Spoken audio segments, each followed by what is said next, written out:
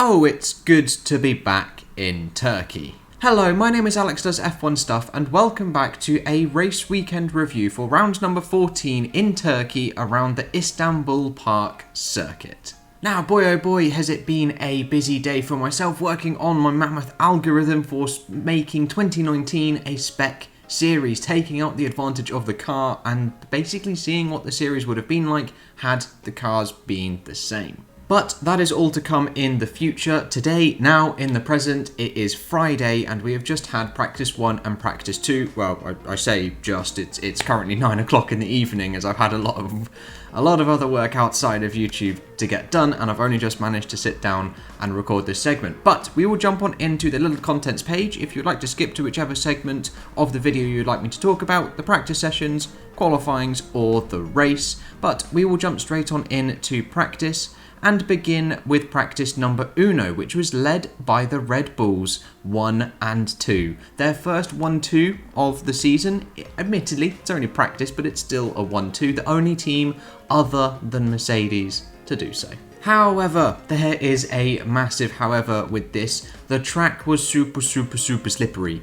It was a little bit touch damp in places, and the fact it was just cold, not rubbered in the slightest. I don't know the last time cars have been round there to lay down the Pirelli rubber, or just any rubber in general. But yeah, it made for a really eventful season, and if I just go back to the table, we see that 14 seconds has covered everybody, with Lewis Hamilton 5 seconds off the pace down in 15th, opting not to run as many laps. He only did 12 throughout the session. It was just an extremely mixed up grid. But we have the Ferraris doing an insane job in 3rd and 5th, and also the AlphaTauris as well. The AlphaTauris have genuinely had a massive upturn in pace the last few races. It is so good to see, but so is Ferrari. So perhaps the battle for 6th is actually going to be a bit more intense than we first thought. P4 and P6 for the AlphaTauri team, not bad in the slightest, but it is a slightly upturned session, so we'll have to wait and see for practice 2 to see if this pace translates in there. Then we've got Mercedes, P9 and P12. I quite liked this little photo that they popped out, just sort of rubbing out their 1 and 2s and putting P9 and P15. It's just quite funny. But yeah, P9, P15, it's just not a representative session in the slightest. We've got people everywhere. We've got Williams in 11th, and yeah, it's just not a representative one. It's like when it rains or when it's sort of part rainy, you just don't really know, or it's back to like being in testing again. You just don't know what's happening on the day. However, Carlos Sainz though in the McLaren down in P19, again another driver on just 12 laps. However, he did have some engine issues and he pulled over latter half of the session, I think it was, something like that, causing some yellow flags, etc. and just yeah, I think it was an engine issue. I'm not 100% sure on the specifications and the specs of that issue. But other than it being super slippery, super cold, and not very rubbered in, there is not very much else in practice 1. So we will move on in to practice 2, which is again topped by Max Verstappen and Red Bull. Now, Red Bull genuinely have some pace this weekend. This was a much more representative session. We're still a little bit off of the pace that cars have previously set around this track, and we know that the 2020 cars are that much quicker than the previous couple of years' cars. So yeah, it's still not quite a fully representative session, but definitely to have a Red Bull in front of the Ferraris and more importantly the Mercedes by half a second, that is competitive. And like I just mentioned, the Ferraris are having another incredible session, 2nd and 8th. This is really strong for Ferrari, especially just to end the season well. They need to end the season well so they can catapult themselves into 2021 to develop the car better, and it's good for Carlos Sainz as well, seeing their progression and seeing that they're no longer going to be a potato and a little turtle crawling around at the back. However, Alex Albon has slipped just a little bit. I mean, he's still in the top 5, but he is now a second off of Max Verstappen rather than just 2/10 as in practice 1. We'll have to wait and see till tomorrow to see exactly where he lies in the pecking order. But AlphaTauri, my oh my, their pace has translated. Their pace has translated to P6 and P7 in practice 2. Solid work, and definitely 100% right now, saying it at 9 o'clock on a Friday, Q3 potential for both cars. Both cars they can definitely do it. We've seen the likes of the Racing Points. They're not having a good time. They're not having a good time down in P9 and P11. There is definitely that opportunity for them. And speaking of another team that is struggling a little bit, and that is Renault, P12 and P15. Throughout most of this season, we've seen them sort of falter in practice 1 and be a little bit off the pace, and then they bounce back in practice 2 and actually have a bit more pace. However, we've not seen that. And in the promotional stuff that Renault launched before, Ricciardo and Ocon do like I don't know really, they sort of quiz each other on random questions and such, and they said that most tracks coming up actually tend to suit their car. And I haven't really quite seen that just yet, as they are, P12 and P15 currently. It's not looking good. We've only got one more practice session, and everyone was on the soft tyre, so this is sort of qualifying pace. It's not ideal. But then Alfa Romeo are also doing well. They have definitely managed to improve, and it is actually Giovinazzi this time that is in front of Kimi Raikkonen. Not often that that's happened, but it has definitely happened this time round. And I do genuinely think that Q2, at least Q2 for one car, is 100% on the cards. However, the Q2 team of the year, Williams, they're struggling. They are definitely struggling. Latifi back at the bottom, and at the bottom by a little way, just over 6/10, and then Russell P17. It's just, they looked promising. Their progression looked promising from round 1 up until about round 12, 10 sort of time, and then they've just sort of slightly come back. Yes, they've had some decent pace and some opportunities in the races to score some points, but they haven't necessarily capitalised on that. And this session, I'd have at least wanted to see them basically where the Alfa Romeos are, fighting a bit more with the Alfa Romeos, but unfortunately it's not quite the case. But there is practice tomorrow, so we'll wait and see for that. And with that is practice and Friday's running all done and dusted. Join me tomorrow for qualifying and practice 3. And it is now Saturday after qualifying just. It is currently 2:52, and what a qualifying session it was. But we start with practice 3 first, and it was led by Max Verstappen and Red Bull once again. They seem like the dominant team so far. They have been the most comfortable since the conditions began on Friday. And I think this is the first time since Max has led all 3 practice sessions since Mexico of 2017 and 2018 or something like that. I think that's the first time he's led all 3, so it is definitely looking very, very comfortable for Red Bull, but it was absolutely tipping it down with rain. So many incidents and so much stuff went on. Then next up we have Esteban Ocon, who genuinely is a hugely underrated driver when it comes to wet weather racing. We saw it in Styria when he put it P5 as well in the pouring rain, and we've seen it again managing to go P4 just behind Alex Albon, who as well had a mega session. But looking a little bit further down the order, we have the Mercedes, who still haven't found any pace. None. They are 7 seconds behind the Red Bull. This is unheard of. Even in the wet weather, we've seen Hamilton is very comfortable throughout his whole career. He's been comfortable in the wet weather, and even this season in Styria, taking pole by just shy of 2 seconds from the next man, and yet he didn't even set a time. I was just about to look for him, but he didn't even set a time this time round, and Bottas is over 7 seconds off. The Mercedes not working and not going to get pole position. It's not looking comfortable for them at all. But just moving a little bit further back up the field, we have Ferrari, who are just comfortable.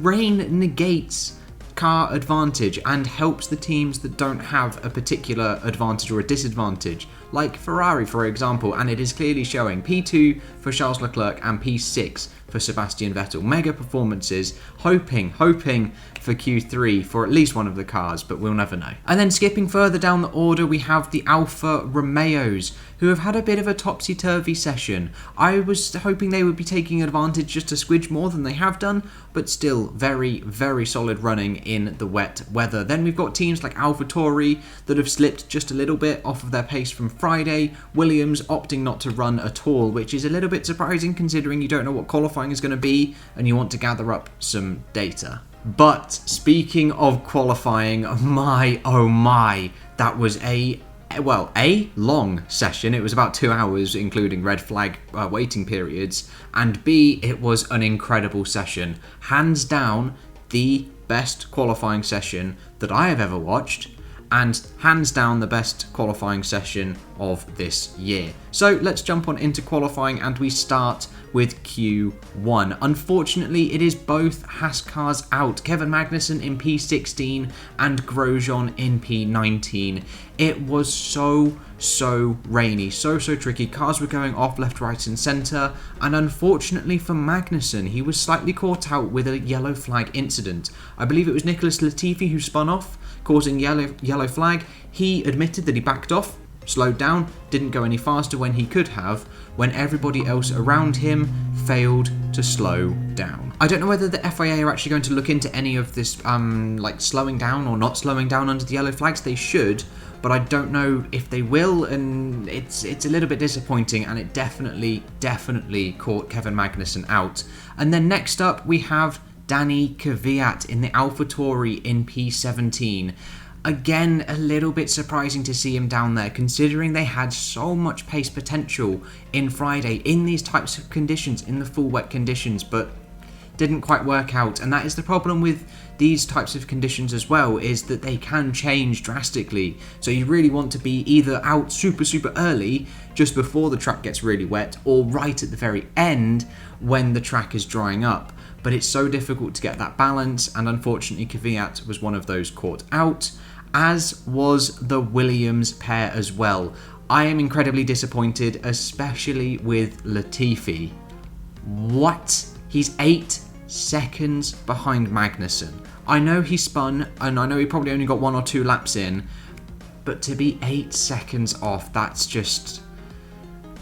That's slow. That's definitely bad. I'm also a little bit disappointed in George Russell, as like I said with the Ferrari incidents, you can negate the advantage of the car, so it's a little bit more of a level playing field, and to not see George Russell capitalise and at least get into Q2 is really quite disappointing. But we also had extremely close calls from Lewis Hamilton down in P14, almost knocked out of Q1 for the first time like ever since he actually ran in a session. I think he's been knocked out due to either not running in a session, opting to take an engine penalty, for example, but definitely a Q1 scare for him, as well as the racing points as well, just on that borderline too. The Renault's comfortably up there, the Ferrari's comfortably up there, and the Red Bulls, they are looking supreme. As we head now into Q2, it is once again topped by the Red Bulls and the Alfa Romeos.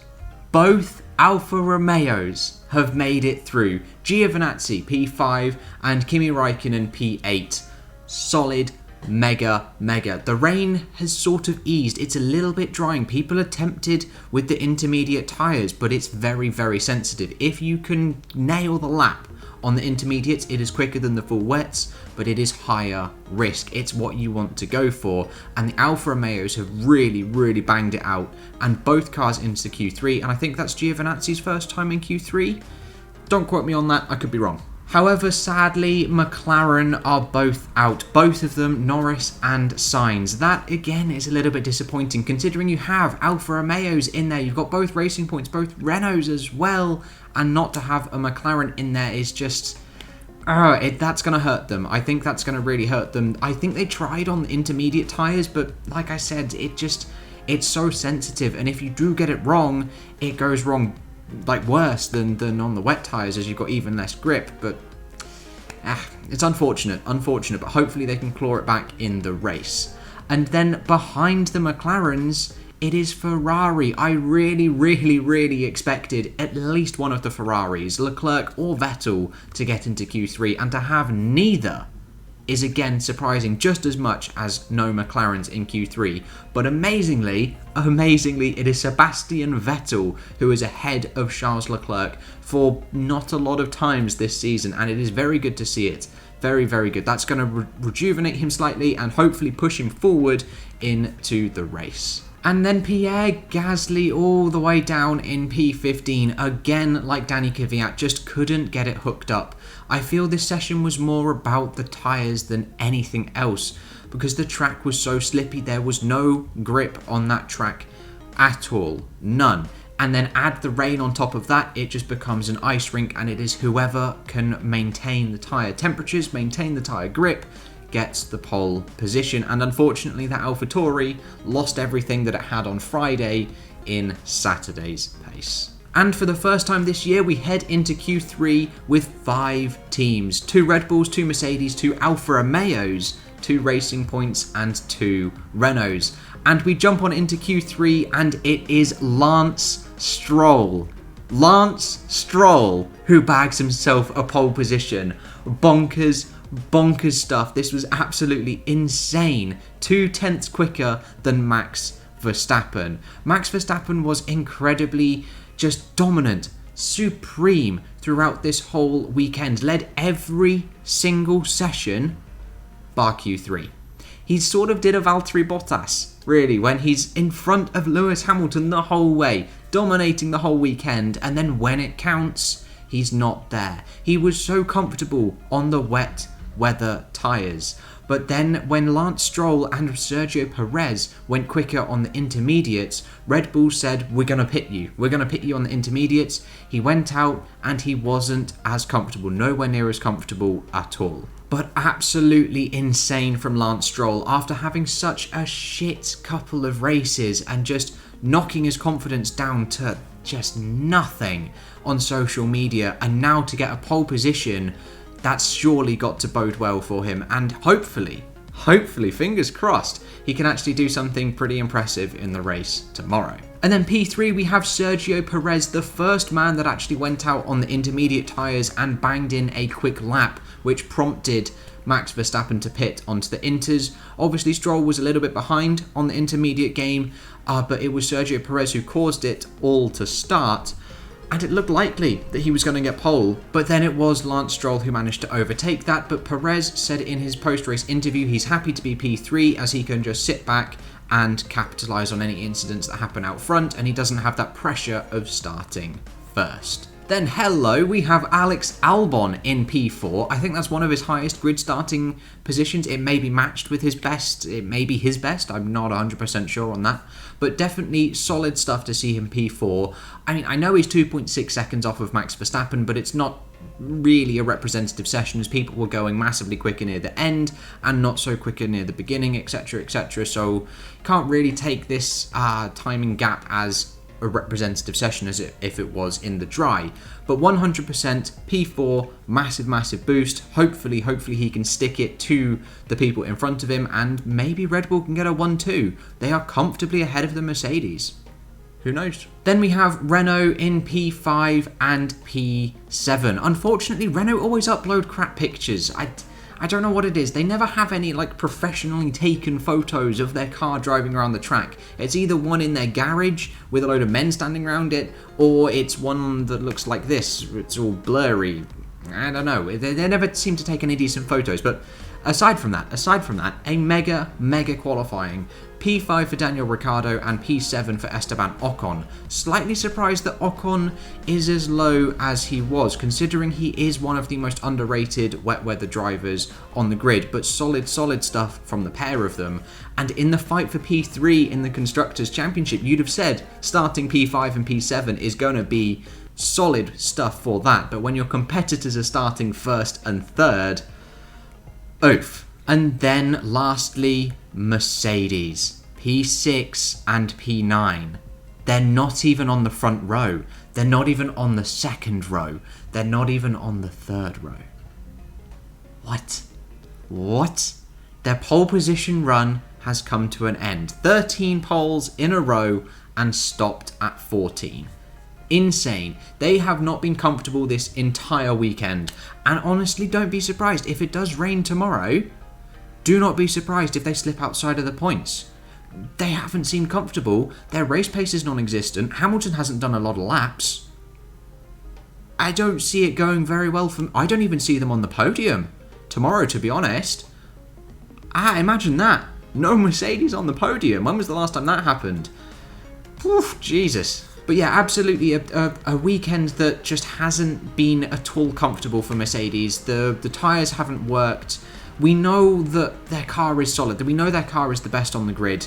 And we know that they work well in the wet, especially Lewis Hamilton, which makes it seem that there is something else going on because they are so off the pace. They're 5 seconds.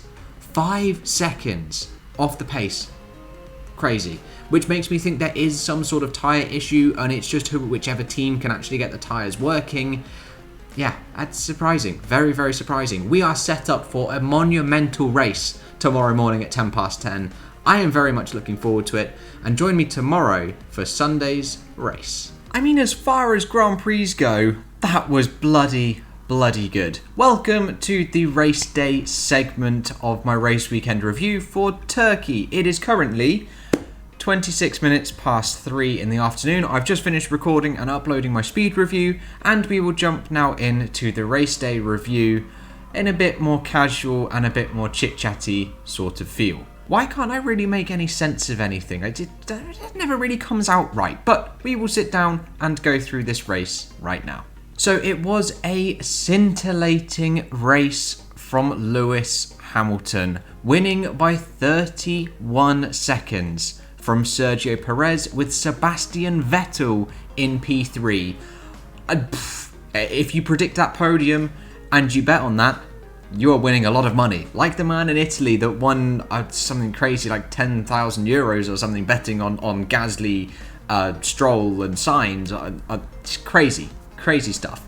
Crazy. But genuinely, in the first half of the race, the first few laps, it was not comfortable at all. Hamilton had a good start, had a very, very decent start, not gonna lie, and was able to get up to, I think, third, but then he went wide, lost places to the Red Bulls, and then he lost places to Albon and the Ferraris, etc. The Ferraris had phenomenal starts and decent pace in the early stages of the race, but Hamilton, not so much.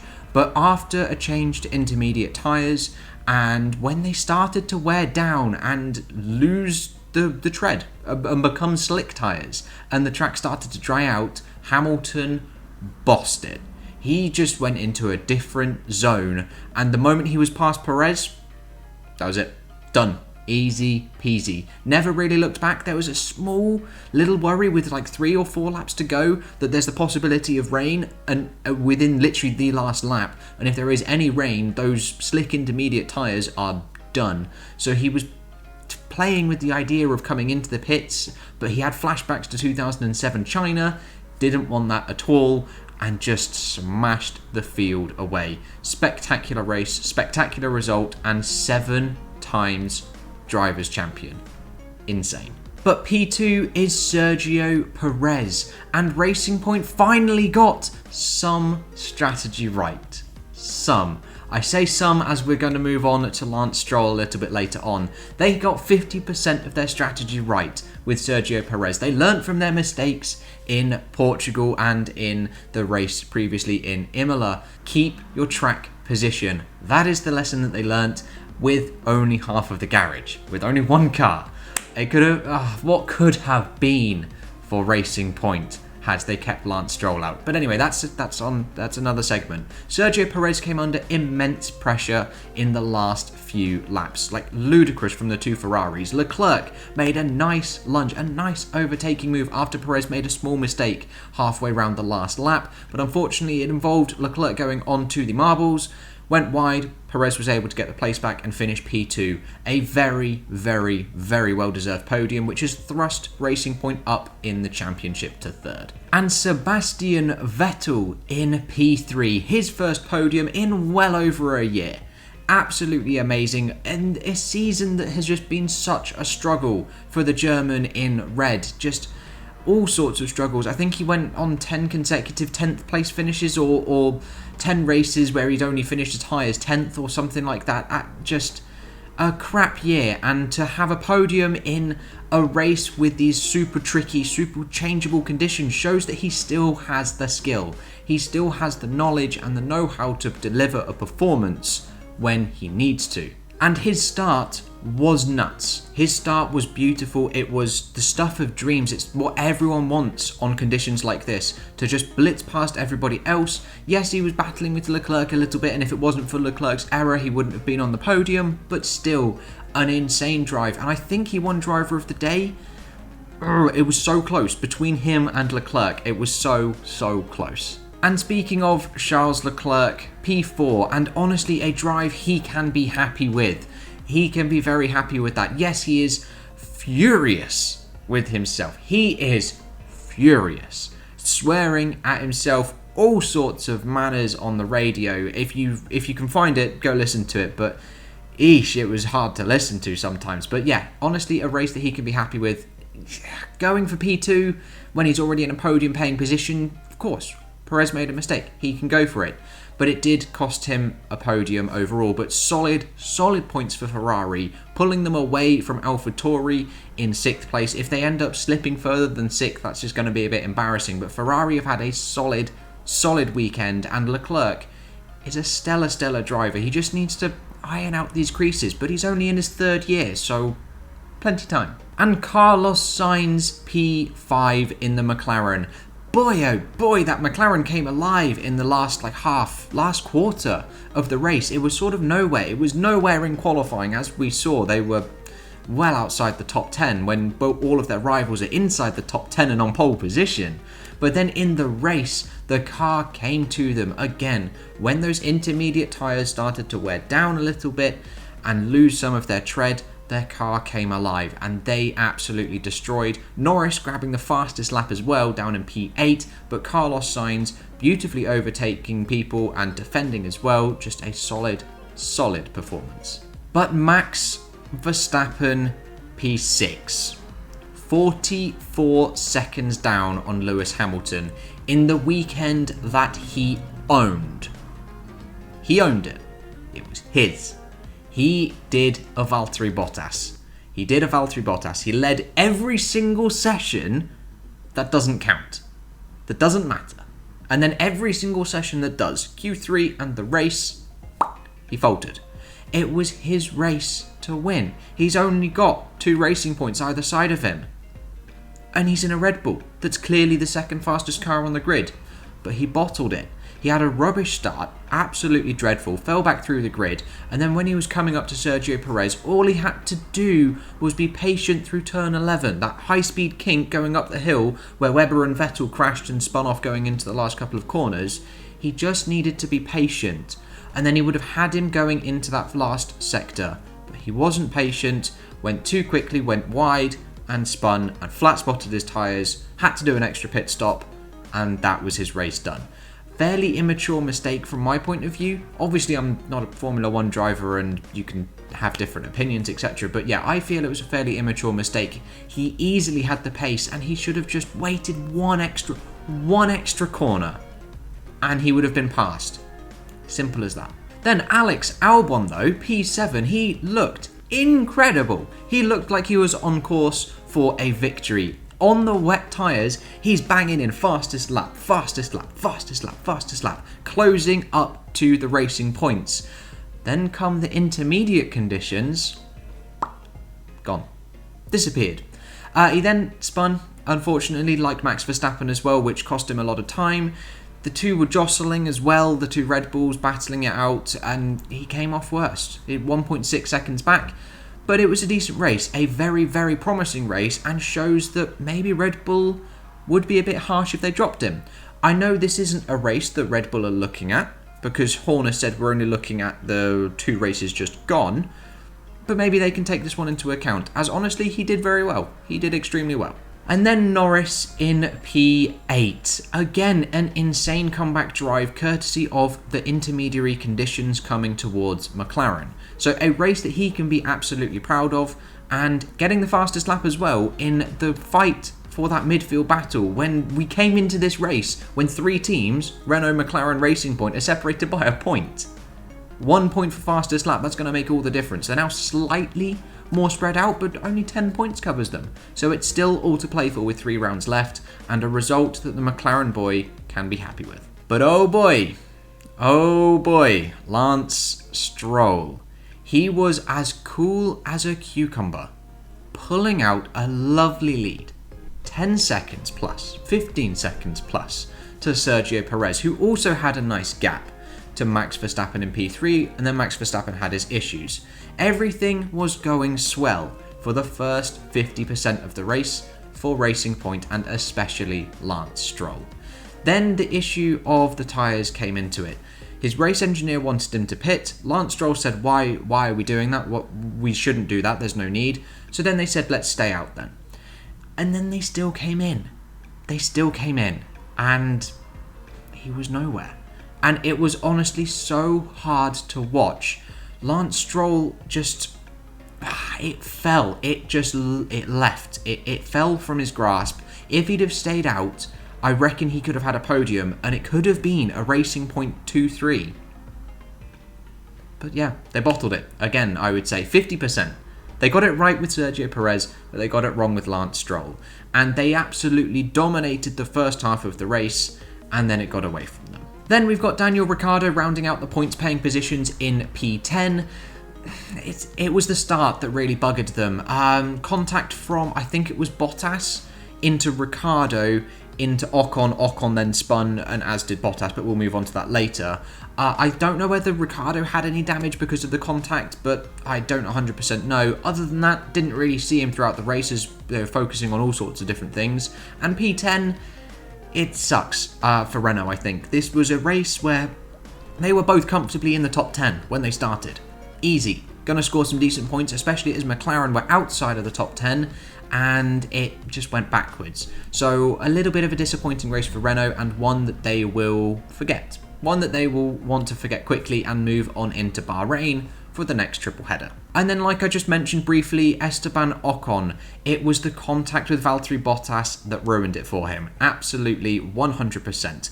Contact from Bottas in the first corner into Ricciardo into Ocon. Both of those spun. And then even halfway round that next lap, Bottas had contact with him again. Spun round, came into the pits, and then from there, you're over a minute behind. You're almost 2 minutes back, and it's done. And he couldn't fight back, even with his underrated wet weather abilities behind him. Wasn't quite enough to get into the points. Then we've got Danny Kvyat. Now, I don't know if it's the same with anybody else. I have no idea what happened to the AlphaTauris. Didn't see them. Haven't got a clue. So this segment is going to be very short, as I just don't know what happened. They were over a lap behind, and Kvyat managed to beat Gasly. That's it. Done. And then 13th is Pierre Gasly, and again, I just don't know what happened. I have no idea. Whether they had contact, whether they had issues. We know in practice 3 that they didn't have particularly good pace in the full wet conditions, which is what half of this race was. But in the sort of intermediary, slippery doodah conditions, we saw they were well within the top 10, even top 5. Yet that pace never really came when it became the intermediary conditions. So I just don't know. But then Valtteri Bottas, P14, lapped by Lewis Hamilton, and lapped by a lot as well. Spun 6 times. 6 times, that's ridiculous. Once on the first lap, twice on the first lap, into a Renault, then into Ocon. Then just whenever we came on board with him, or whenever it was a replay, whenever it was yellow flag, sector 1, it would cut to Bottas, spinning again. And a race that he needed to finish P6 in order to continue the championship fight forward, he finished P14 and a lap down. And I think in an interview, he did rock, paper, scissors with Daniel Ricciardo as to who was going to do the interview first. He ended up winning, and then opened his interview saying, best thing that's happened to me today. Winning a rock, paper, scissors game, nothing in the race. And honestly, I think that sums it up pretty well. This is going to be one that he wants to absolutely forget. In a weekend where Lewis Hamilton triumphed so highly, claiming the championship, claiming his 7th title, in the race where Bottas needed to perform, needed that 6th place, and then he lost it. And it's not the fact that he just finished 2nd behind Lewis. He was crap. Rookie errors all the time, and to be lapped as well. Not ideal. Then Kimi Raikkonen is P15, and again the Alfa Romeos I didn't really see them like the AlphaTauris. I don't know what happened to them. They had such a strong qualifying in those wet conditions. But the first half of this race, I have no idea where they got up to, no idea what happened to them. And one of them retired. Giovinazzi even crashed on the way to the grid, Giovinazzi. But yeah, a little bit disappointing again. And then finally, Russell P16. Again, a team that I just didn't see anything. They started on the intermediate tyres, which were wrong. Just completely wrong. They were the only team to start on the intermediate tyres for both cars. And obviously with the benefit of hindsight, it clearly didn't work at all. And that cost them a lot. And a race which they should have capitalised on, because it's these conditions which Williams need in order to capitalise on, and they didn't, unfortunately. Then both Haas cars failed to finish the race, along with Latifi and Giovinazzi down in last as well. But that is the end of the race. We will jump on in to the championships, and it is Lewis Hamilton 110 points clear of Valtteri Bottas, who failed to score. Verstappen P3, Perez up to P4 as Ricciardo slips to 6th. Sainz is now ahead of Norris, with Albon slipping down to 9th and Gasly 10th. In the Constructors, it is all wrapped up, with McLaren now P4 as Racing Point move up ahead of them, and Renault still P5. With some visualisations of all of that data looking a bit like this for the drivers, extremely close in that midfield battle, and the Constructors looking a bit like this, again, extremely close in the Constructors. And then of course, just before this video ends, I do have my F1.5 graphs as well, the Formula 1.5 Championship. Now, I've got a couple of them.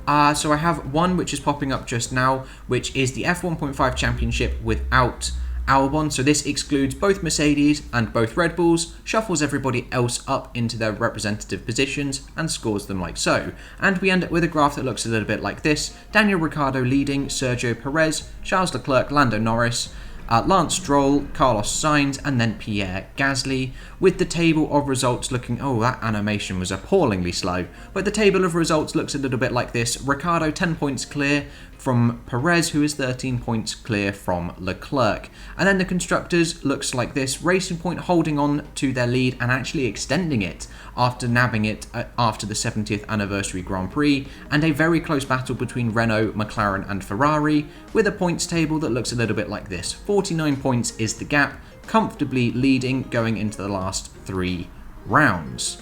And then finally, I've got a Constructors and Championship positions, including Albon, as some people thought it was unfair that I was excluding him as he was within the midfield fights, and he sits P4 in the drivers as Red Bull are 4th from bottom. But that is all I've got for you today for my race weekend review for the Turkish Grand Prix. Thank you guys so much for watching, and I will catch you in the next episode with whatever and whenever I decide to make it. I'll see you guys then.